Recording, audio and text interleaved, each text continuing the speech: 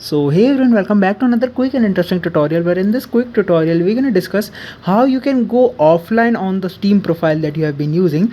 Like if you are playing the games and if you don't want any of the friend to interrupt you, and if you want them to see that you are not have been playing the games or you are on the offline mode, so you can enable the offline mode on the Steam profile so that nobody will be able to see that you have been playing games or you have been online or not. So it's a very simple and quick tip. All you have to do is to just simply open the Steam on whenever platform that you have been using it. For example, if I open the Steam on my Windows PC, when I open the Steam it will look something like this. Like first I go to the home screen page. Now you can see it, the home screen page will look something like this. You have been familiar with this. Now in order to find that option, all you have to do is to just simply go to the option of over the top window. You have to click on the option of friend.